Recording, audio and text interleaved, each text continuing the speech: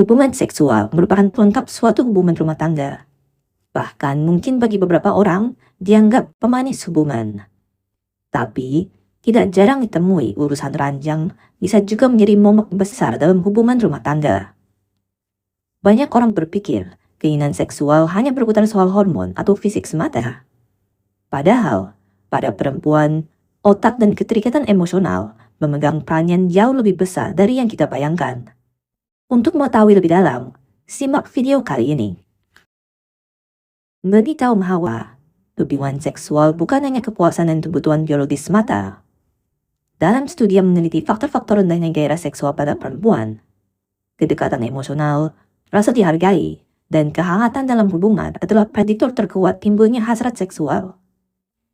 Ketika dalam hubungan yang terjadi adalah menumpuknya konflik yang tak kunjung diselesaikan, komunikasi yang buruk dengan pasangan, perasaan tidak dihargai, bahkan kekerasan, otak akan memprioritaskan perlindungan emosional di atas gairah seksual.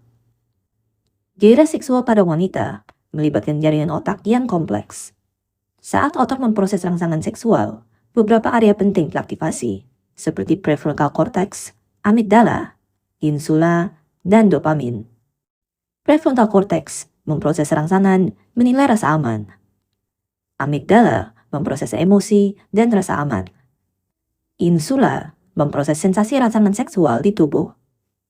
Dopamin berkaitan dengan kebahagiaan, keinginan, dan sistem reward. Jika otak merasa aman, berada dalam situasi yang menyenangkan, dan kondisi emosional yang positif, maka rangsangan seksual akan diterima dan diperkuat di otak.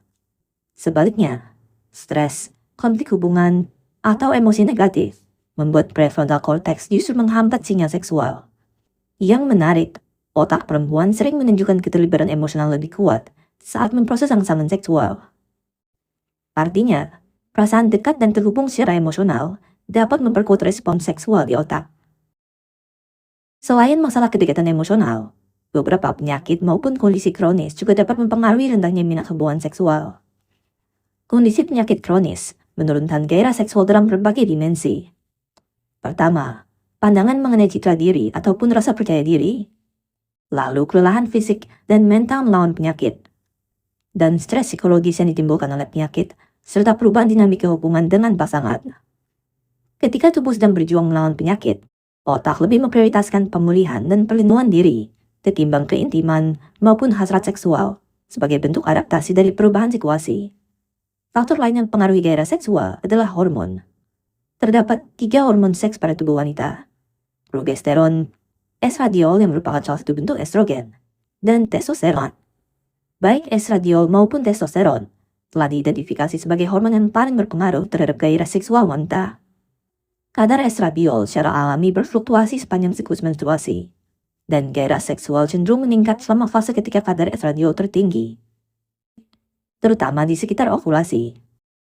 Pola ini menunjukkan bahwa estradiol meningkatkan gairah seksual dengan mempengaruhi area otak yang terlibat dalam sistem reward, fokus, dan gairah seksual, serta dengan meningkatkan respons seksual fisik, seperti peningkatan aliran darah ke area genital dan lubrikasi vaginal.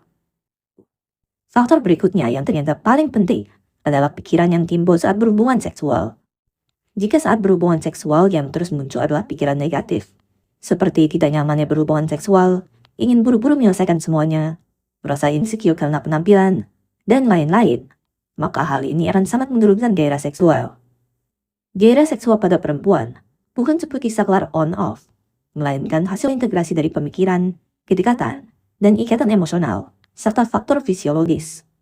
Dengan memahami ini, seharusnya pertanyaan, kenapa istri tidak mau, diubah menjadi, apa yang harus saya lakukan agar dia merasa aman, dihargai, dan ikatan emosional kita menjadi lebih kuat.